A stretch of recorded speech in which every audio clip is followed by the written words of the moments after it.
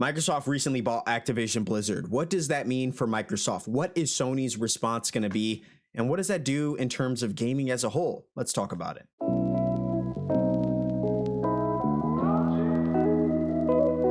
So guys, I know it's been a couple of days since this news dropped, but it's something that for me, I've really been wanting to talk about, but I needed a couple of days. I needed a couple of days to grapple with this situation that to me is the biggest gaming move that I've seen to date. I've never seen anything of this magnitude. Like, if we're looking at the bigger picture here, year was 2020 and Microsoft was making its first big move by buying ZeniMax Media, i.e. Bethesda Games. And in doing so, they got access and got control over some very big games, from Elder Scrolls to Doom to The Evil Within, if that ever comes back around, and so many more. So when this had happened, and we got news that they were spending about $7.5 billion, to make this strategic play, there was a lot of talk about it, and it was, there was talk, and that talk lasted for a couple of months because of what this meant for gamers as a whole, what it meant if you're a fan of PlayStation, what it means if you're a fan of Xbox. No matter which side you're on, or if you're anything like me, I'm on both sides. I don't really care. Either way, I'm winning. Like, if you're, depending on what side you're on, you are obviously feeling some kind of way. If you're an Xbox fan, you were likely very excited about what was happening at this time because it meant that you were going to get access to some major games. And while there was a little bit of vagueness, actually there was a lot of vagueness at the time that lasted for a few months before Phil Spencer, the head of Xbox, actually started coming forth and saying what was going to be happening in terms of exclusivity. But before that was even fully announced and confirmed, there was a lot of talk and speculation in terms of what was going to happen, and a lot of people knew. I think a lot of us knew exactly what was going to happen. We knew that games like Elder Scrolls 6, and we already knew that Starfield was going to be Xbox exclusive, and so many others were eventually going to be Xbox exclusives. And aside from any sort of pre-existing contracts, right, that Bethesda may have had with Sony, we may see one or two games continue to be put on PlayStation. But I'm telling you, after these contracts end, it's unlikely that games that are made by Bethesda will find their way to a Sony console. And so that that was the big talk at the time, right? And I gotta be honest with you guys, to this day, I never thought that anything was going to match that until Tuesday, when we got news that Microsoft was making an even bigger play, a play that made the Bethesda deal look like a freaking lunch session. It looked like you were just bringing a bagged lunch. That's what that looks like. What they're doing right now with purchasing Activision Blizzard, I mean, that's a 5-star dinner. Like, that's a dinner that you look at, you get the check and you're like, whoa.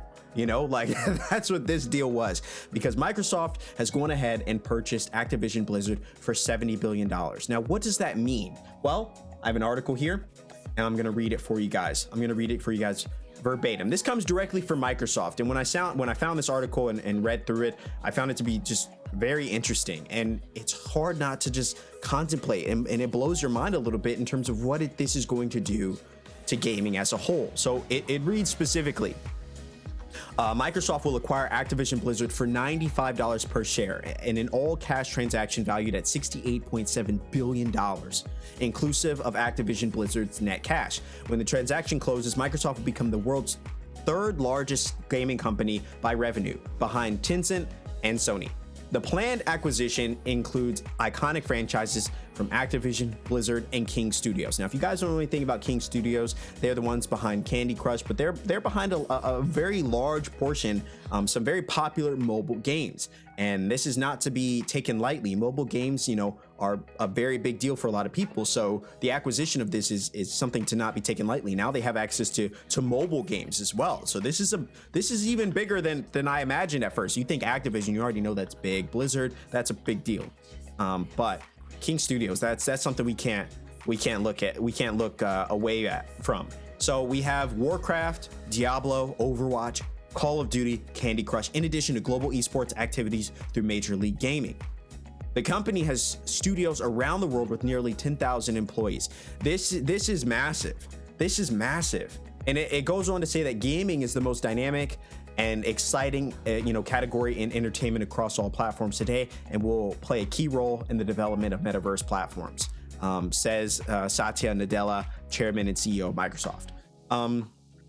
Man, I don't even know if we can fully process this acquisition in this deal, right? We know that darn near $70 billion is a lot of money. That cannot be ignored.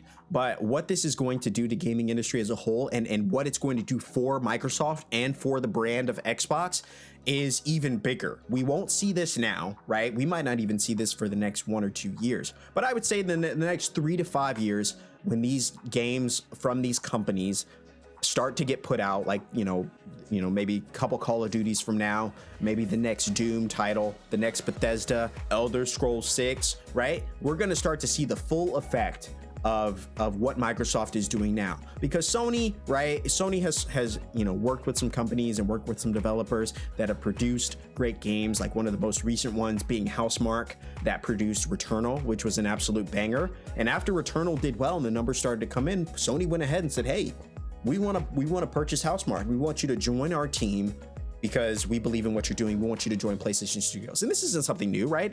Studio acquisitions has been something that's been going on for a long time as this console war continues to wage on. And Microsoft has bought in a couple, they purchased a couple studios. Sony has purchased a couple studios, and that's just kind of what it's been. It feels like a streaming war, right? Where you have Netflix and HBO Max and Peacock, and everybody's like buying all these things, and they own these different, studios. And, so some shows can only get produced on, certain platforms and certain streaming sites. And, so that's basically what the console war has turned into, where it's just acquisition of properties and saying, hey, we want you guys to join our team. We want you guys to join our team. Xbox having 343 studios, and, PlayStation having, and Sony having their publishers, and their developers that they work with, and, having them under PlayStation, Sony studios and whatever. That's something we've seen for a while. But when Microsoft, like I said, when they went ahead and 2 years ago decided to purchase Bethesda, that was a big deal. That was a big deal because now they have exclusives. They got big exclusives now. And with the purchase of, Activision Blizzard, this only becomes that much more prevalent. And now we look at some of the studios that Microsoft has, and it is a very large list. It is a big list of not just random studios. These are heavy hitters that have been producing quality games for years, and now they are under the Microsoft umbrella, which, as a gamer, like I said, depending on what side you stand on, this may make you very bitter. If you're an Xbox fan, it may make you very excited. Maybe you're a PlayStation fan and you're still excited to see the big plays that Microsoft is doing because it encourages Sony to step up and make a play for themselves. But either way, like I said, this is a big deal. This is a big deal. And I want to go ahead and read a very specific quote that they mention. So it says that players everywhere love Activision Blizzard games, and we believe the creative teams have their best work in front of them, said Phil Spencer, CEO. Together we will build a future where people can play the games they want virtually anywhere that they want. And, it's hard to read. It's hard to read things from Phil Spencer and quotes that he says and not be excited for the future of Xbox. It feels like ever since Phil Spencer took over, Microsoft and, specifically Microsoft Gaming and Xbox have really been headed in an upward trajectory. And as someone who just loves games like myself and just really loves to see this whole thing and how this inevitably will benefit the consumer and benefit gamers as a whole, it's hard not to be excited for these things, these major plays that are happening. And Phil Spencer, I feel like the guy just makes you love Xbox and makes you just love what they're doing. And I love Sony, but I want to see Sony make a big play too. I want to see them step up and make some choices and some decisions. But to be honest with you, I just don't know if they have the money for that. I don't know if they have the capital to do something like that. Microsoft is a very large company, and they're worth trillions of dollars, where I think Sony is only worth billions. Now, granted, this is a lot of money all in all, but I don't think Sony can go ahead and buy someone like, Bungie, or I don't think Sony can go ahead and buy Microsoft, or, not Microsoft, but they can go and buy EA and say, yeah, we want to purchase EA and get all, all the Madden games and get all the FIFA games and get, I don't think they have the money to do that. I think that would put them in some serious trouble. But Microsoft obviously does have the capital to do that, and so they're going to make some moves that are going to better further their the perspective in the consumer's eyes that Xbox has value. There's value here. And they've been doing that ever since, even before the Series X came out. They were talking about Game Pass, and they were saying, hey, we got a subscription-based service that allows you to get access to not just any games, but they got brand new games that are coming out for this console that are pretty good. Like, I mean, Halo comes out day one, it's on Xbox Game Pass. You can't ignore the value that is there. Not only that, but another article here by Polygon lists all of Microsoft's, major, like, games that they have now. So as the title goes, here's everything Microsoft owns after the Activision Blizzard deal. Now, I wanted to read this with you guys. Like I said, again, this is from Polygon. I'll have the article listed down in the comment section or the description below. But it says that obviously we know that they have Halo, right? We've always known that, 343, makes Halo. And so that's obviously for a while been forever really been an Xbox exclusive game. But, again, they have Gears of War, which we've also known about. They have Minecraft. We've known about these things, but they also have access now and have ownership of Hellblade, State of Decay, Wasteland, Double Fine, and Obsidian's Adventures, just to name a few. Hellblade 2 is supposed to be coming out this year, and that's a big deal. That's something that I think a lot of people are looking at. If you haven't seen the trailer, I highly recommend it. It is a game that even caught my attention and really, like I said, puts Xbox in a very, very positive light in the near future. But again, now, given the acquisition of Bethesda, they have now an entirely much larger catalog of games than they had before. Let's see. So it says since then, the sequels to State of Decay 3, Wasteland 3, The Outer Worlds 2, and Senua's Saga Hellblade 2 have all been announced as exclusives on PC and Xbox. But going from there, with the Bethesda acquisition, they now have access to Fallout, The Elder Scrolls, Wolfenstein, Doom, like Call of Duty, Diablo, Overwatch, Warcraft. I mean, these aren't small titles. These are big titles. So it's something that, like I said, the acquisition of Activision Blizzard is something that we cannot look at as a small thing. We obviously know a lot of money went into this. It is no surprise that when these games come out, they are going to be Xbox exclusives, which I think is a big thing for Xbox. I think it's really good for them because for a long time, Xbox has kind of been getting crapped on by Sony in terms of the exclusivity, right? Like, last year alone, PlayStation had Returnal.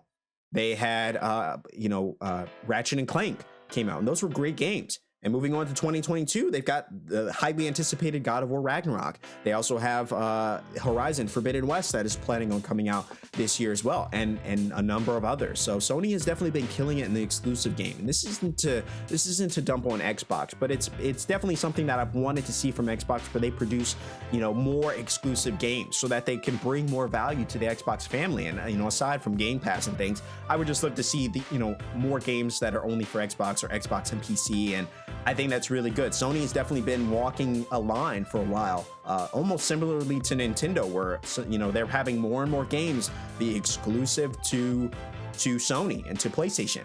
And while I think that's good if you're a PlayStation fan, I think Xbox and Phil Spencer's vision for wanting to bring more games to everybody, everywhere, whether you're an Xbox fan or you're playing on PC, you get access to these games.